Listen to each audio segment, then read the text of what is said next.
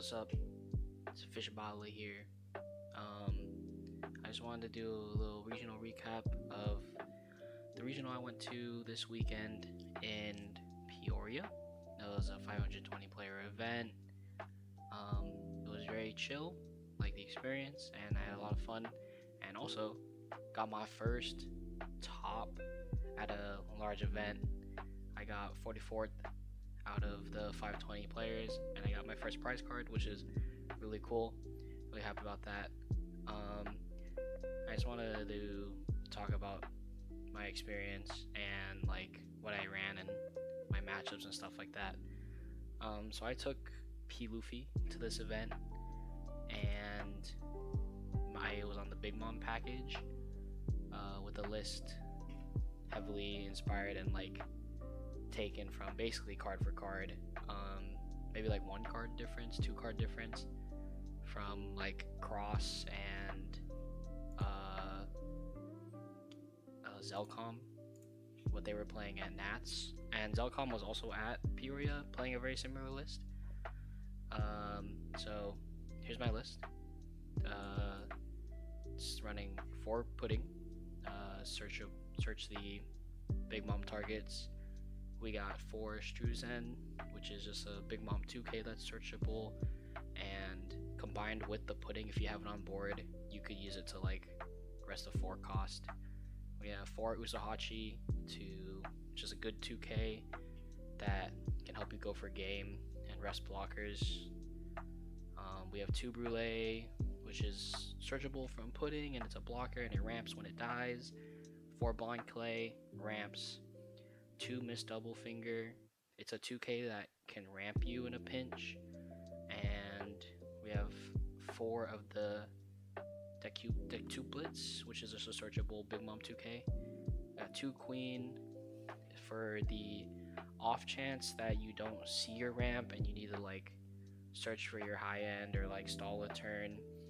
Lets you cycle your hand, and in the late game it's like a good card, a good blocker to play out once you already have big bodies established, and then it'll help you like hold Dawn up to play around like Hodies and the 9 sword style Ashura to rest your Dawn. We have 4 of the Sanji, which is a good mid game threat to ramp 2, and it lets you aggro people down faster. We have the best card in the deck, 8 cost Katakuri. We have at 4. This is ideally your ramp target. You want to be always playing this card on 3 or on turn 3. And then we have the 4 of the Big Mom that heals you and puts something into their life. Usually you play this after the Katakuri to like help you further stabilize. And then we have the 9 cost Luffy, which draws you a card, gets rush. A very good boss monster that just helps you like close out that game. 4 Gugum Giant, card is insanely broken. Very good, just lets you go even in hand plus 4 counter. In the late game it's just free. And you're ramping to your late game, so it's crazy. We have 1 It's to Die For. It's a ramp card that's searchable in from the Big Mom Searcher, and it also ramps you an extra Dawn if they have a power 6k or higher, which doesn't usually come up because usually you're just playing this on your second turn and they don't have a 6k at that time. But like sometimes it comes up if you're playing against like yellow or something and they trigger it off life, and like it's there early because you ramped and you took the first life early. Sometimes, like barely, it comes up. Didn't come up in Peoria at all. So yeah. Finally we have 3 of the lead Performance Disaster, which isn't searchable, but ramps you a Dawn and you draw a card, and the trigger is the same thing.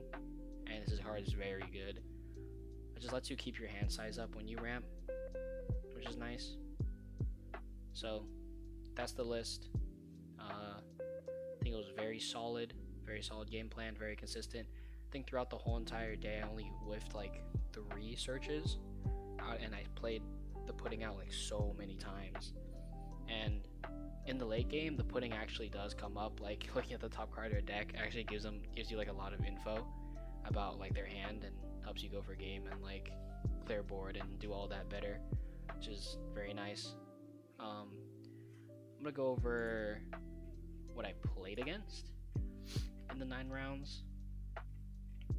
So in the 9 rounds that I played, I went 7-2.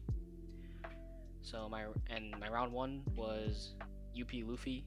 I lost the die roll and I lost the match. This match I was like a little bit salty about because he just saw the nuts. He saw Zorojuro into a God Thread trigger, into God Thread kill my Bond Clay, and then his first leader effect stack, he got to stack Sanji and 9-cost Luffy to rush me down more, and I was taking my own life, so my hand size was getting big, but I didn't want to counter out of these really huge swings, so I only had like a couple of 2Ks, so I just took. And then the next turn after that, he just puddinged me and just killed me straight up. And it was like a pretty quick loss, but couldn't let it get to me. Round two, I played a Rayleigh. I lost the die roll again. They took second, and I just was able to stabilize with katas and 9 moms and giants in order to win the game. Pretty good. Round three, I played against a Vegapunk. I lost the die roll again, and he decided to go second, I believe. Yeah, he decided to go second, and he saw a pretty good curve with Pythagoras turn 1 into another Pythagoras turn 2. He didn't have the 3-drop to play, but he was able to counter out with the Edison early, so the Pythagoras, so they couldn't really clear them or to bring back another body. But again, I was able to stabilize with 2 Katakuris to keep my hand size big, and I was able to sit at like 1 life for most of the game and use giants to help me, and then set up a lethal turn on him when he had 3 life, 1 blocker, but he had like no cards in hand, so I was like, able to set up lethal and just get through all of it with the Sanji rush that rests one of his blockers from life. It was pretty good. Round 4, I played against another Rayleigh. I won, or I lost die roll, but I won the game. He chose to go second, but he didn't see Luffy on curve.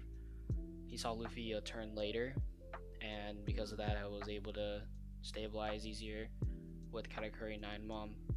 I also saw him search like 3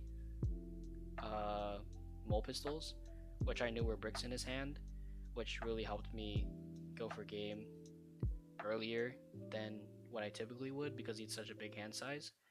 But he searched that 3 mole pistols that he ended up not using, and I also knew he searched like a Zoro from a previous turn, so it was just 4 bricks in hand, so I was able to just get him when he didn't have any Dawn up.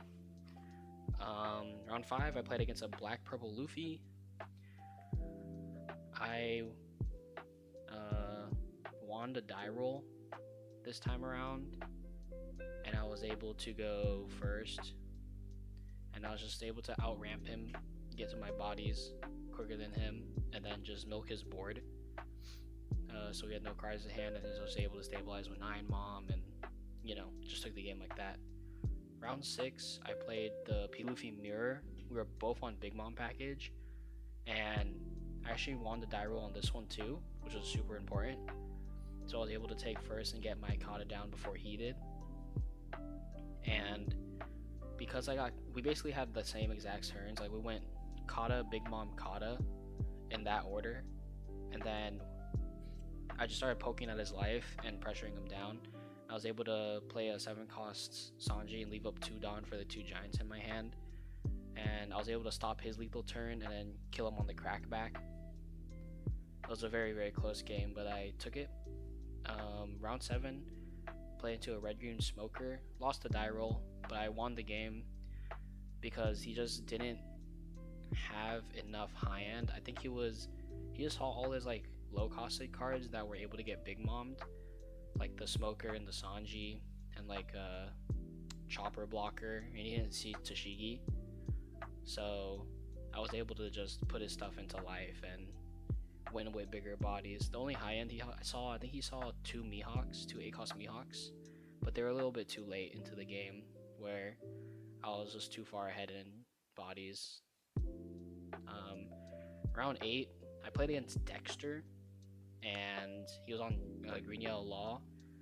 I lost the die roll, and I lost the game because I got a little greedy and I went to play kata into kata, but I ended up swinging 6k with lead into his Cavendish. But in hindsight, I should have left 2 Dawn open and should have just swung at his life 5k, and then had 2 Dawn open, 2 kata blockers, because I only had 2 life and my hand was pretty bricked, but I had 2 giants. But I thought 1 giant would be enough, and I ended up blocking a 7k swing, and he had Cavendish and restand law, and then 9 cost law on board.